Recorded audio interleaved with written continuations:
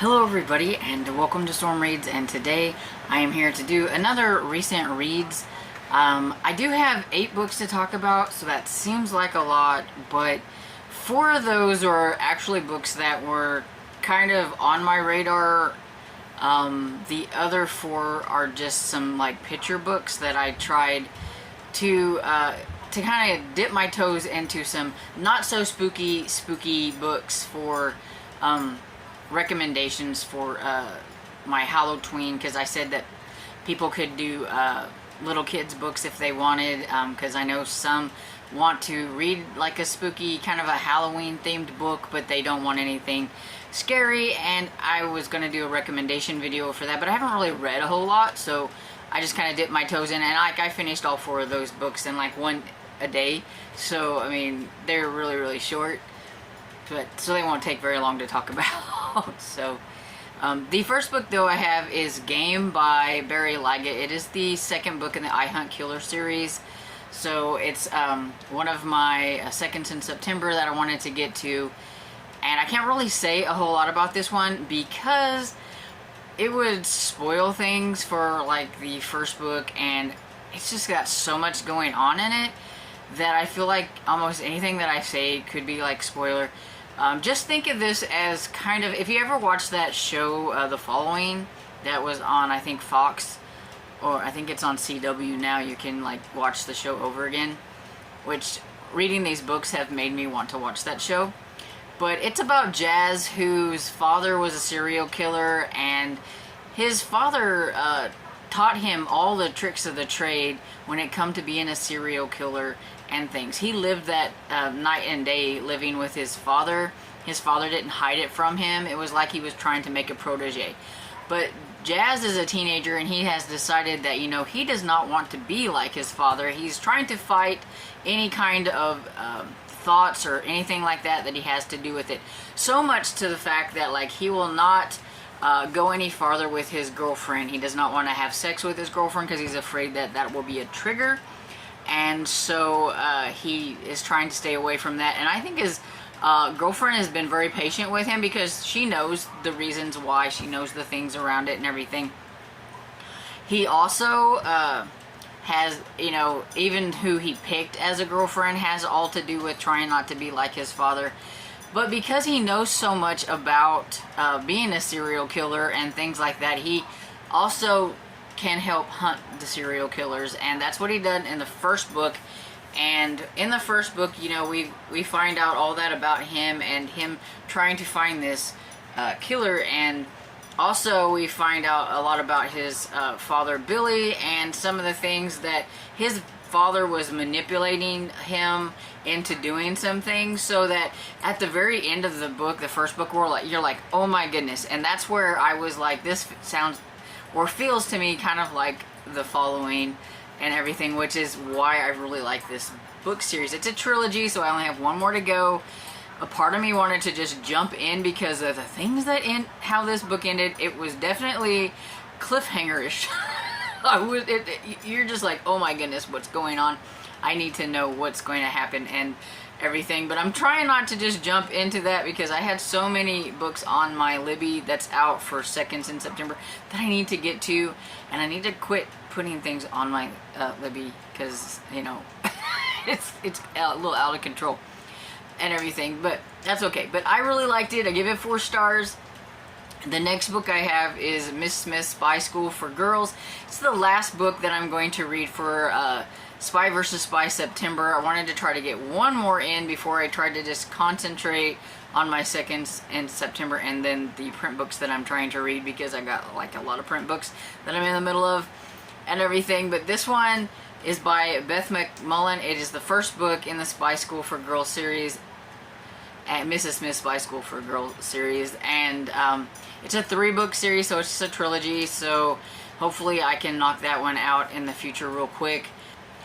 So this one is about Abigail, and at the very beginning, her mother has decided that she's going to be going to this fancy school, and Abigail's like, no, I don't want to go to this school, and she just really didn't have much choice. Her mother was putting her into the school whether she liked it or not, And when she, she gets there, she starts to make friends. It's okay and everything, but she's a little bit rebellious and stuff. And so she was doing some sneaking around and everything, and finds out that there are some weird things going on in this school. And then eventually she finds out that it is a spy school. So basically she's too young, like it's more of the spy school, and the spy stuff is supposed to be for the older kids that are going to that school. She's just supposed to basically be there for the school, but she gets kind of involved in things because she finds out that like her mother's missing, and then she finds out what her mother has to do with the school. And she also listened in on some things and knows some stuff about the school, and there is somebody after her because they want her to give them information, and she has no clue what the information is and everything. So yeah, so she kind of gets thrown into like the spy stuff, and then she gets taken out of it and everything. But I mean, once you know the things that are going on, you probably would be just like Abigail and want to figure things out. She got mad at the teacher, Mrs. Smith, for taking her out of things.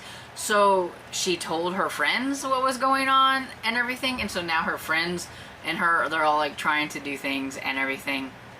And so yeah, it's just kind of like a little spy, adventure, action stuff. It had a lot of good action type stuff in there. And they're basically kind of fumbling around trying to figure out the spy game because they don't really have any clue about what's going on. They've been training to do a little bit of that, but not like a lot. And so I'm kind of curious to see what's going to happen in the next one. So yeah, it was fun and everything. It's not like oh my goodness, this was great, but it was fun. I give it 4 stars. I enjoyed myself while I was listening to it and everything. And so the next one I have is Bait and Witch by Angela M. Sanders. This is the first book in the Which Way Librarian series. I will say at the beginning, I was a little like, I'm not sure what I feel about this. It was a little strange. Josie Way is a librarian. She worked for the Library of Congress. She kind of overheard some nefarious things going on between like a lobbyist and like a government official, I believe. And she told the police. And her friend had overheard what was going on, and then the guy ends up disappearing. So she thinks that something happened to him, and so she's like, oh my goodness, I need to hide and everything. So she gets a job at this small town library, and it's like on the West Coast, I believe. And I think she was on the other, like the East Coast, and she's like gone way away trying to stay. I think it was Oregon is where she went. But anyway, what she didn't know is that she is a witch, but she didn't know it because her grandmother had put like a spell on her that as long as she stayed within like some certain boundaries, that it would be okay. But she went too far out, and she went out of the boundaries, and so then her witch stuff came back. And basically she can tell people like what book they need to go and search out. Like if they come in and they're looking for a certain thing, and she knows exactly what book, and she can tell them where it is and the name of the book and all that. Even she's never even read the book or heard of the book. She's like, what is going on? How on earth is this happening? She didn't have a clue what's going on, and it's just all very strange to her. And while she's there, like she hasn't even been there very long, she learns that really her job is kind of maybe not even going to be there because there are some people in the town trying to get rid of the library. So she kind of was sent there or brought there on false pretenses a little bit, but she starts to kind of really like the little town and the people, and so she's trying really hard to help like save the library. But she also has problems because there is a lady who she finds dead, and she thinks that this lady might have been sent to kill her. And so she's like, maybe she's not as safe as she thought she would be being so far away. And so she's got to investigate that. And her neighbor is a little suspect because you think he's kind of like maybe he could be involved in things. And there's quite, there's a few suspects and stuff. I didn't really figure it out. I didn't have a clue really, but I wasn't really trying too hard to figure it out. But once I figured out she's like a, instead of like, you know, they have like those kitchen witches, you know, and stuff, she's like a book witch. But at first I thought, this is really weird. But eventually I got kind of warmed up to everything and how it was going. And I thought it was pretty entertaining, and I'm curious to see what's going to happen next. The next one, so I will continue on with the series, and I give this one 4 stars. Then the next one I have is SOS by Tom Phillips. This is a second book in the Curious... Okay, the League... Oh... The Curious League of Detectives and Thieves. I had to get it right in my head. It's a middle grade series. You can see from the cover. This is like a series that doesn't take itself seriously. I remember in the first one it was like this. Once I got kind of used to this one, it was like, okay. It's kind of like I would say like a Sherlock Holmes spoof, being a middle grade. You've got John... I cannot remember his last name. It's kind of funny, but he's a young man who he's kind of the ward of Todious McGee, who is an inspector, he's a detective, and he's got this little bowler hat. You can see who he is on the cover. And in the first book, he ends up where he's like the ward of Todious and everything, and he's learning how to be a detective. And there is the league. There's a League of Detectives, and I cannot remember what it is called, but I think it has to do with the SOS. But anyway, there is this league, and anyway, they're after a monkey who's a thief. Like I said, it's just a spoofy book. I mean, everything. So they're after this monkey who's like this like crime like boss or whatever it is. So they and it's kind of historical, I guess you could say too, because they're getting on an airship, and pretty much all of this takes place on this airship and everything. I can't remember what the monkey's name was. It was kind of strange. But anyway, they're looking for the monkey, but while they're on there, John keeps seeing like this person following them around, which then he learns that all the detectives from this league or whatever are on here and everything. And John, to be a member, he has to pass a test, and he gets to try to do that. Now Todious doesn't want him to, because he's young and he thinks he still has some learning to do.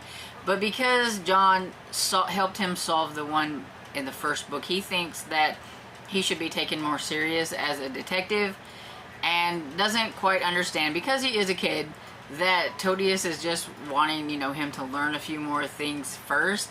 And John actually, he jumps the gun a lot.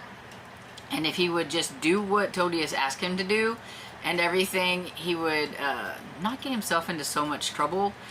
And whenever he decides to take the case, because there's a dog that's missing, okay, so Todious always calls him Doctor, so kind of like he's Dr. Watson to Todious as Sherlock.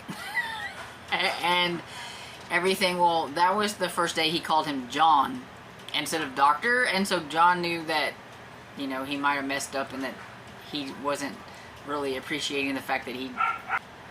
And they are also after a lady that Todious has known for a long time. They actually used to have a relationship. Her name is Pickle, but she also goes by Mauve Moth, and she is a thief. And there are magicians and everything aboard, and John's uncle is one of the magicians, and he is the Great Gotini, I think it is. And yeah, so I mean, you can just tell by the names and everything that it's just not a book to be taken serious. It's a humorous book. It's a lot of fun, and it made me laugh a lot, and I had fun seeing how they were going to get themselves out of the messes that they got in. And there were some airship pirates, And yeah, it just had a lot of fun stuff going for it. And if you like kind of humorous books that don't take themselves real serious and kind of makes fun of themselves and everything, that you would probably enjoy the series. And I think it's a great book for middle graders who will probably get a kick out of everything. They probably wouldn't really get the references for the Sherlock Holmes and Dr. Watson type things or any of that stuff. They would just think that, I mean, the inspector's got a weird name. His name is Todius McGee. So they would think that was a lot of fun. And so I give it 4 stars. I liked it. It was fun. I can't wait to see what's going to happen next, because it does kind of leave you like with kind of a cliffhanger. We need to figure some things out. So I do hope there's going to be another book.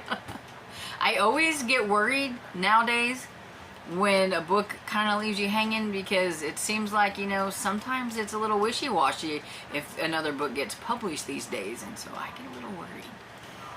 Anyway, so those are like the 4 like main books that I have, and then the 4 like picture book type books I have. I have Ghoulia by Barbara Cantini, and I believe this is a series. I think it's the Ghoulia series, and basically it is about it's about a zombie. Yeah, she's a zombie. Ghoulia is a zombie, and she's really lonely, and she wants to make some friends, but her, I think it's her aunt, will not let her go out and seek other company because she is a zombie and she needs to stay away from regular human kids, because, you know, they could be scared of her and make trouble for them, kind of, and so she doesn't want her to like go out. And she decides that she can, maybe if she dressed herself up and made herself look like a human, that she could go out and try to make friends and everything. And it happens around Halloween, and so there are a group of kids that are like, you know, trick-or-treating, and so she kind of looks like them and everything, so she can make some friends. And it was cute. Like I said, real short, so it won't take you no time to read that one. But yeah, it's a lot of fun for like a little kid spooky book.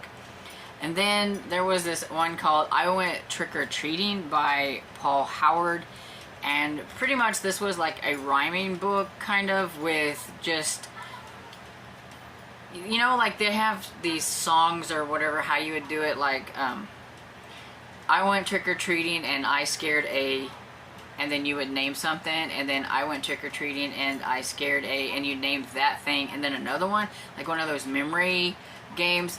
That's pretty much how this was. It's kind of like I went trick-or-treating and I scared a spooky bat or whatever, and then I went trick-or-treating and I scared a spooky bat and a something ghost, a sliding ghost or something.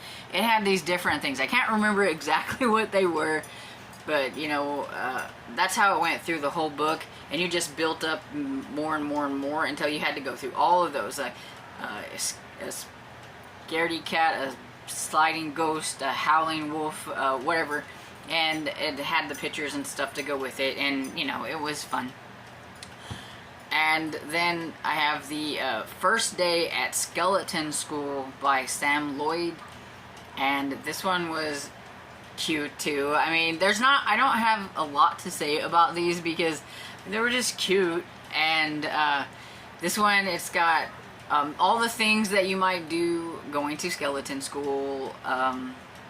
You might dance and spook and make noises and do this, and basically it has all different kinds of monsters that go to skeleton school, so it's not just skeletons, and they just have a fun day at skeleton school, and it's just about their first day and everything. And then I think my favorite out of all of those was probably Fright Club by Ethan Long, and this one is about a little group of monsters, and they have their Fright Club and everything, and they're practicing how to be scary and everything. And I think it was the Frankenstein who was in charge, and he's not very impressed with his friends. They're not very scary. They don't do very scary things. There's a knock at the door, and there's this little cute little bunny, and sorry if you can hear the dog barking, but we had to bring him in because it's raining. So, and everything. And anyway, so this little bunny wants to join their Fright Club, and he's like, I don't think so, because you're not scary. And so he shoos him away and shuts the door. And then he comes back, and he's got like a lawyer, and he's like, you need to let this guy into your Fright Club or whatever. And he's like, whatever. And they get like, start to like a group. Anyway, it's kind of about like, don't judge a book by its cover, because they could be scary if you would let them be scary and everything. And I don't want to say like what the whole thing was, but it was cute. And I have some pictures. Hopefully I remember to put up some pictures of some of the other ones. There was one book I didn't get any. I forgot to screenshot whenever I was looking at it on my phone, because all of these I read on my phone. But yeah, anyway, so I would give all of those like a solid 3 stars. They were cute, they were short, and they were fun and everything. But yeah, so that's all the books that I have read lately and everything. So I wanted to get on here and talk about them so that I didn't forget and add too much more to the mix, since there was quite a few. I probably will be trying a few more like little chapter books or picture books, so that I can kind of, you know, build up my spooky kids books, because I haven't read enough of those yet.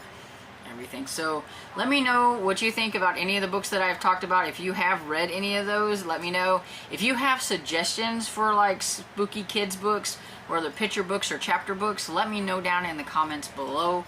And I hope you enjoyed this video, and if you did, please give it a thumbs up and subscribe, and I will see you all in the next video. Bye!